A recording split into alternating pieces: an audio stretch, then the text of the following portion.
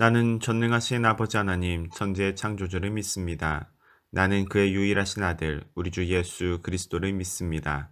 그는 성령으로 잉태되어 동정녀 마리에게서 나시고 본디오 빌라도에게 고난을 받아 십자가에 못 박혀 죽으시고 장사된 지 사흘 만에 죽은 자 가운데서 다시 살아나셨으며 하늘에 오르시어 전능하신 아버지 하나님 우편 앉아 계시다가 거기로부터 살아있는 자와 죽은 자를 심판하러 오십니다.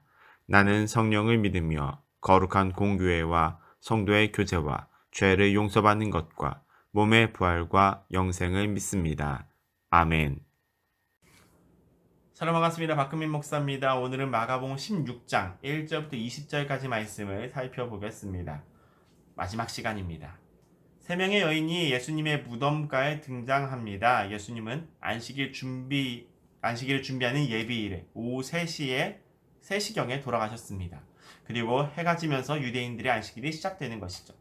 그래서 예수님의 장례를 치르기에는 너무나도 시간이 부족했습니다. 아마도 갈릴리에서부터 예루살렘에 이르기까지 예수님을 따랐을 이 여인들이 그래서 안식일이 끝난 첫날 아주 일찍부터 예수님의 무덤으로 향하게 됩니다. 예수님의 시신에 향품을 바르기 위해서지요. 하지만 돌무덤으로 향하면서 이들은 걱정을 했습니다. 가기는 가는데 그 크고 무거운 돌을 우리들이 어떻게 옮겨낼까? 그걸 옮겨낼 재간이 없었기 때문입니다. 그렇게 이들이 무덤에 일단 도착하게 되었고 이들이 발견하게 된 것은 이미 굴러져 있는 돌과 무덤 안에 있는 흰옷을 입은 청년이었습니다. 그리고 그 청년이 이렇게 말합니다. 본문 말씀 6절입니다. 우리 함께 읽겠습니다. 청년이 이르되 놀라지 말라. 너희가 십자가에 못 박히신 나사렛 예수를 찾는구나. 그가 살아나셨고 여기 계시지 아니하니라. 보라, 그를 두었던 곳이니라. 무덤에는 주님의 시체가 없었습니다. 그런데 여기서 청년이 말합니다. 그가 살아나셨노라고. 그 증거로 그를 두었던 곳을 보라고 말했습니다. 아무것도 없는 그곳을 말이죠.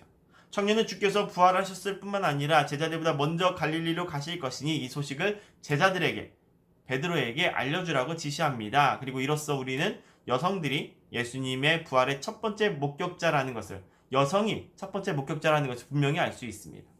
왜 여성이었을까요? 이것은 적어도 1세기경의 팔레스타인의 문맥에서 봤을 때는 아주 파격적인 제시입니다. 아무도 여성들의 말에 귀를 기울이지 않았기 때문이죠. 여성들의 증언은 법적인 효력을 가질 수 없었습니다. 공식적으로 신뢰할 수 있는 목격자가 되지 못하는 겁니다. 그럼에도 불구하고 마가가 주저없이 이 여성들을 첫 번째 증인으로 내세우는 것은 이 여성들이 바로 첫 번째 목격자이면서 첫 번째 증인들이었기 때문에 그렇습니다. 부정할 수 없는 사실이기 때문이죠. 이들은 이 상황이 너무나도 놀랍고 두려웠습니다. 그래서 그곳을 빠져나와서 도망을 가면서 무서워서 아무에게도 아무런 말도 하지 못했다라고 성경은 말합니다. 그러면서 이제 마가는 막달라 마리아라는 여인에게 주목을 하지요. 그녀는 주께서 7 귀신을 쫓아내주신 여인이었습니다. 그리고 이 여인이 가장 먼저 바로 이 두려움을 극복한 것 같습니다. 그렇게 마리아는 슬피 울고 있던 제자들에게 가서 예수님의 부활 소식을 전하게 됩니다. 물론 제자들은 마리아의 이야기를 믿지 않았습니다. 하지만 주님은 엠마오로 향하는 두 제자들에게도 나타나셨고 이 두 사람의 증언에도 역시 믿지 않는 제자들에게 결국 주께서 직접 나타나심으로써 저들의 믿음 없음과 저들의 마음의 완악함을 책망하시게 됩니다. 정말 흥미로운 이야기죠. 결국 끝까지 예수님의 부활을 믿지 않았던 사람들은 누구냐면 예수님과 가장 가까이 있었고 가장 사랑을 받았던 사람들, 그 11명의 제자들이었습니다. 예수님께서 가장 사랑하시고 가장 아끼셨을 고향 나사렛이 도리어 예수님을 배척함으로써 그 귀한 가르침과 그 귀한 수많은 기적을 경험하지 못하게 됐던 것처럼 가장 사랑받고 가장 가까이 있었던 제자들이 도리어 예수님의 부활을 믿지 못했다는 점은 그래서 더욱 인상이 깊습니다. 우리 이어지는 19절의 말씀도 함께 읽어보도록 하겠습니다. 19절 함께 읽겠습니다. 주 예수께서 말씀을 마치신 후에 하늘로 올려지사 하나님 우편에 앉으시니라. 아멘. 15절부터는 다소 매끄럽지 않은 전개가 좀 당황스럽습니다. 주님의 부활을 믿지 않는 것에 대해서 꾸짖으신 주님이 갑자기 15절에 들어오면 갑자기 복음을 전파하라고 명령을 하시기 때문입니다. 하지만 우리는 다른 복음서들 덕분에 이 사이의 공백을 알 수가 있습니다.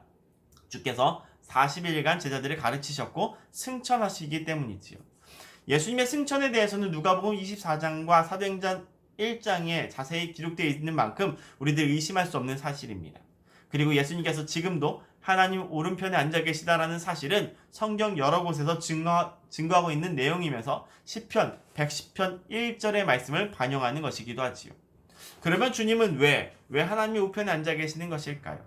이것은 주님이 하나님께서 맡기신 사역과 사명을 모두 다 완수하셨다라고 하는 사실과 함께 하나님의 권위와 영광을 주님이 가지고 계시고 온 교회와 온 세상을 통치하고 계시다라는 사실을 우리들에게 보여주는 장면입니다. 그러므로 이 복음에 대한 확신과 믿음으로 세상을 살아갈 수 있기를 바랍니다.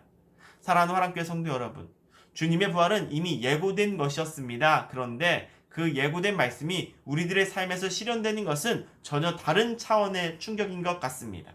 부활을 처음 목격한 여인들이 그랬었고 제자들이 그랬던 것처럼 우리들에게는 충분한 마음가짐과 또 충분한 꾸준한 의심, 그리고 그 의심에 대한 합리적인 대답이 늘 반복되고 준비되어 있어야만 합니다. 그렇게 철저히 준비된 제자들만이 주께서 우리들의 부여진 사명을 감당할 수 있기 때문이지요. 그럴 수 있기를 바랍니다. 땅끝까지 주님의 복음을 전하면서 하나님 우편에 앉아 계신 주님을 만나 뵙는 그 은혜를 우리가 그렇게 누릴 수 있기를 바랍니다. 그리하여서 이 땅에 남겨진 주님의 제자답게 그 의미 있는 삶을 완성하는 저와 여러분, 우리 모두가 되어지기를 주님의 이름으로 간절히 축원합니다. 함께 기도하겠습니다. 거룩하신 주님, 주님의 사역이 완성되고 이제 하나님 우편에 앉아 계시는 주님을 바라보며 이 땅에서 우리들에게 부여된 그 사역을 감당하기를 원합니다. 믿음의 담대함과 주님이 행하시는 크고 놀라운 일들을 받아들이게 하옵소서. 그 앞에서 당황하며 주저하는 자들이 아니라 준비된 일들을 능히 해내는 믿음의 일꾼이 되게 하여 주옵소서. 항상 주님과 동행하고 또 교제함으로 우리들의 삶을 성숙하게 완성하기를 바라오며 우리 주 예수 그리스도의 이름으로 기도하옵나이다. 아멘.